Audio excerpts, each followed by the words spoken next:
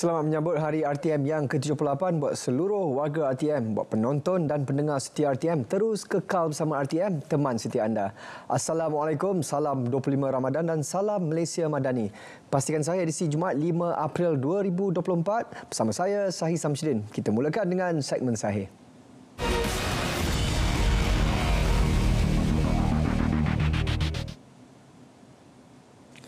Suruhanjaya Komunikasi dan Multimedia Malaysia MCMC melakukan siasatan berhubung hantaran mesej palsu yang memburukkan kerajaan yang mendakwa tiada pertandingan Majlis Tilawah Al-Quran bagi tahun ini. Semua yang terlibat dalam hantaran mesej berkenaan telah dikenal pasti dan pihak MCMC akan memanggil mereka untuk dirakam percakapan dalam masa terdekat. Menteri Komunikasi Fahmi Fadil berkata penyebaran fitnah berkenaan adalah tindakan jahat terhadap bukan sahaja kerajaan tetapi juga melibatkan agama Islam dan juga institusi raja-raja. Beliau sebut sekali lagi kenyataan yang telah dibuat oleh pengarah JSJ Bukit Aman, Datuk Seri Muhammad Syuhaili Muhammad Zain daripada pihak MCMC untuk tidak memasukkan memuat naik bahan hantaran ataupun komen yang bersifat perkauman yang menyentuh agama Islam, menyentuh isu 3R, perkauman, agama dan raja.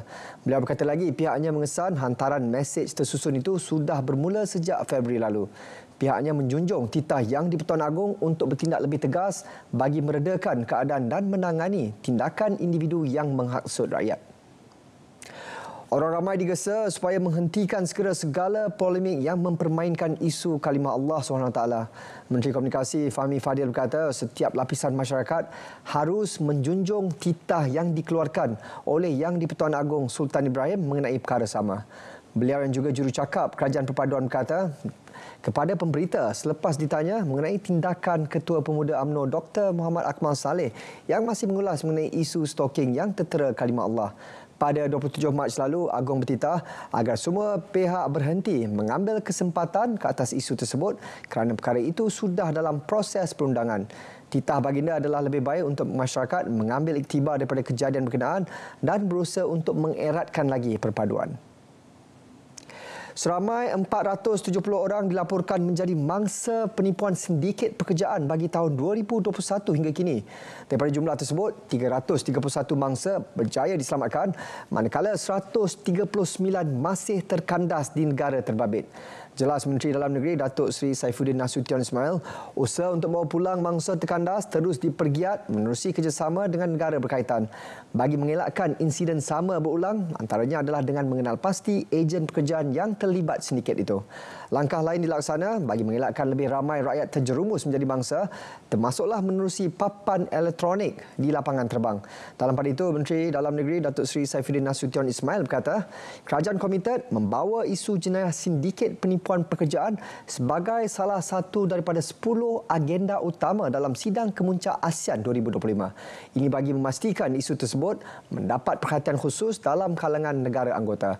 Beliau mencadangkan tajuk jenayah penipuan pekerjaan ini dimasukkan dalam satu daripada agenda 10 keutamaan yang beliau akan bawa apabila mempengerusikan ASEAN tahun depan. Menyentuh mengenai sindiket penipuan pekerjaan di negara ini, beliau memaklumkan Selangor mencatatkan jumlah mangsa tertinggi diikuti Johor dan Sarawak. Ke arah itu, usaha membantras jenayah itu terus dipergiat menerusi kerjasama antara agensi selain turut memperkasa kempen kesedaran mengenai sindiket berkenaan. Jabatan Perdana Menteri Hal Ehwal Agama amat duka cita dengan berita mengenai kegiatan swinger yang dibongkar oleh pihak PDRM dan SKMM. Kegiatan kumpulan swinger ini merujuk pada aktiviti suami isteri bertukar-tukar pasangan. Mengikut laporan media, kumpulan tersebut beroperasi secara dalam talian dan didapati menjual bahan lucah untuk meraih keuntungan. Secara jelas telah termaktub dalam ketetapan agama Islam, zina adalah perbuatan terkutuk dan merupakan satu dosa besar. Allah SWT berfirman dalam surah Al-Isra ayat 32 maksudnya, dan janganlah kamu menghampiri zina, sesungguhnya zina itu adalah satu perbuatan yang keji dan satu jalan yang jahat membawa kerosakan. Susulan pendahan ini, Jabatan Kemajuan Islam Malaysia JAKIM telah diarah mengambil tindakan bersepadu termasuk bekerjasama dengan Jabatan Agama Islam Negeri-Negeri JAIN dan agensi-agensi berkaitan untuk memperkukuhkan pendidikan kepada umat Islam bagi memelihara institusi kekeluargaan. Institusi Masjid dan Surau bersama pertubuhan bukan kerajaan NGO juga adalah diseru untuk memperhebat program-program pembinaan keluarga yang menghayati nilai-nilai Islam. Usaha-usaha ini amat penting dilaksanakan bagi memelihara maqasid syariah iaitu menjaga keturunan. Selain itu, mana-mana pihak yang memiliki maklumat berkaitan kegiatan tidak bermoral adalah diminta untuk membuat laporan kepada pihak PDRM dan SKMM. Kegiatan ini perlu ditumpaskan sepenuhnya kerana ia membawa musibah kepada keluarga dan negara. Baik, Akta Perlindungan Data Peribadi dijadual untuk dibentang pada sidang Parlimen akan datang, kata Timbalan Menteri Digital Datuk Wilson Ugak Kumbong. Pelaksanaan Akta 709 itu akan memperkukuh keselamatan ekosistem digital negara selain melibatkan beberapa penambahbaikan. Kementerian juga sedang memperkemaskan pelaksanaan Akta 709 melalui pindaan akta tersebut yang melibatkan beberapa penambahbaikan. Rang Undang-Undang RUU ini dijangka akan dibentangkan dalam sesi Parlimen yang akan datang. Katanya ketika menjawab soalan daripada Senator Datuk Teo Eng T di Dewan Negara, turut diteliti keperluan memperkukuh amalan keselamatan data pribadi sektor awam melalui arahan keselamatan. Perkara itu bagi mempertingkat keselamatan pangkalan data kerajaan. Baik, saudara-saudari, kita akan bawakan anda kepada satu kapsul Biar Betul. Jom kita saksikan pakej yang telah disediakan.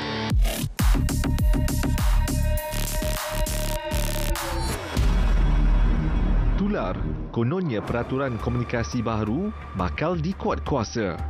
Dakwa hantaran itu, semua panggilan akan direkodkan, manakala penggunaan media sosial dipantau.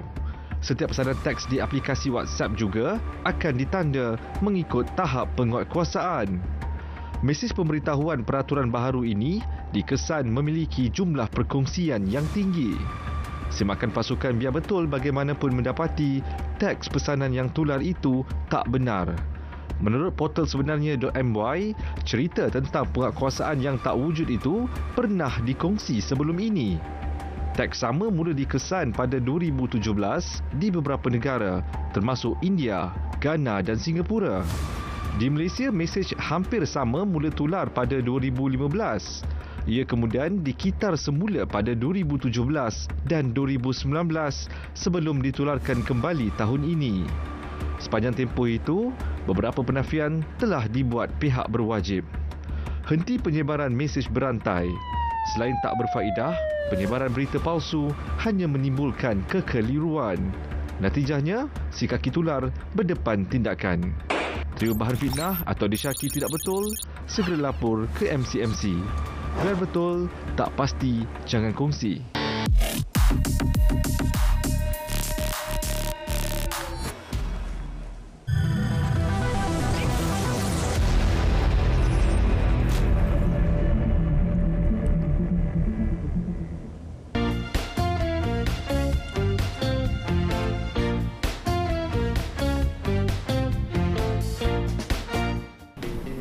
Cari pelabur satu dunia, tingkatkan ekspor demi rakyat.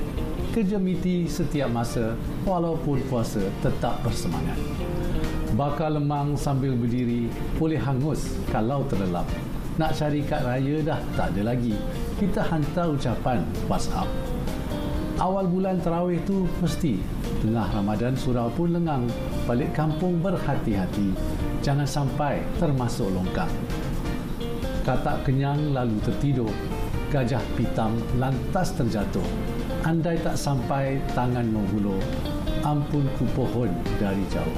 Selamat Hari Raya, maaf zahir dan batin dari kami semua di MITI.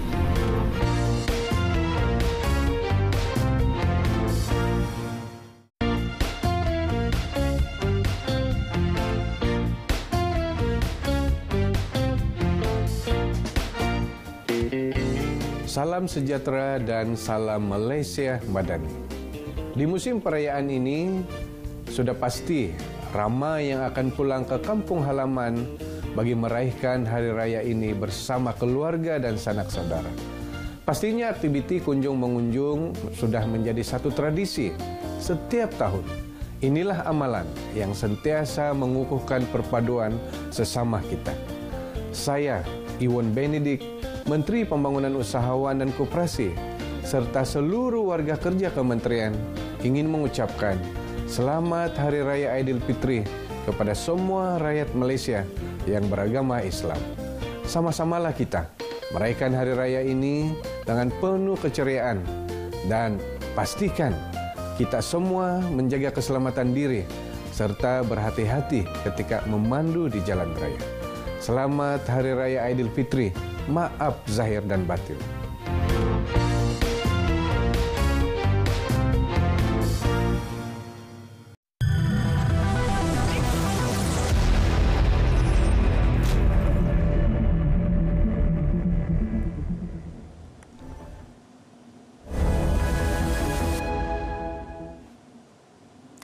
Baik, sekarang kita berada di segmen terakhir kita, segmen notifikasi. Baik, jangan lupa untuk saksikan Lensa IPT pada malam ini dengan tajuk Ramadan dan Syawal Siswa Perantau. Lensa IPT membawakan 4 mahasiswa dan mahasiswi daripada 4 negara yang berbeza untuk berkongsi pengalaman mereka sebagai perantau di negara orang. Antaranya University of Manchester in England, Eindhoven University of Technology Belanda, University of Wisconsin, Madison, Amerika Syarikat dan juga yang terakhir University of Queensland, Australia bersama dengan mahasiswi Fatin Khalilah, Muhammad Aidin, Aisyah Sofia dan juga Niki Adriana. Baik, sumbangan tunai rahmah, info mengenai pembayaran STR Fasa 2. Tarikh pembayaran daripada 3 hingga 9 April 2024.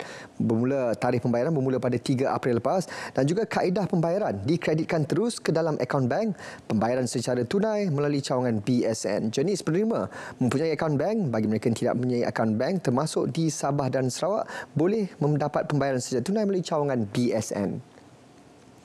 Baik, Majlis Tilawah dan Hafazan Al-Quran peringkat kebangsaan tahun 2024 Masihi bersamaan dengan 1445 Hijrah. Tarikh daripada 23 hingga 28 Mei 2024 bertempat di Auditorium Darul Makmur, Kompleks Penyiaran Sultan Haji Ahmad Shah, Kuantan, Pahang. Jadi sama-sama kita memeriahkan lagi Majlis Tilawah dan Hafazan Al-Quran peringkat kebangsaan. Baik, cabaran TikTok Puisi Hari Pekerja 2024 #Pekerja Kesuma Bangsa dari 8 hingga 21 April 2024. Hadiah menarik menanti anda iaitu tempat pertama RM500 dan sijil digital, tempat kedua RM400 dan sijil digital, tempat ketiga RM300 dan sijil digital. Sagu hati kepada 3 orang sebanyak RM100 dan sijil digital. Bagi mereka yang ingin memasuki cabaran TikTok Puisi Hari Pekerja boleh memasuki Kementerian Sumber Manusia Facebook mereka dan mendaftar melalui QR yang telah disediakan. Baik, hentikan spekulasi, hapuskan berita tidak pasti, tak pasti jangan kongsi. Pastikan saya untuk edisi hari ini sudah sampai ke penghujungnya. Saya Syahid Samsudin. Assalamualaikum. Salam Malaysia Madani dari sungai ke segara, Palestin pasti merdeka. Nak balik, nak balik.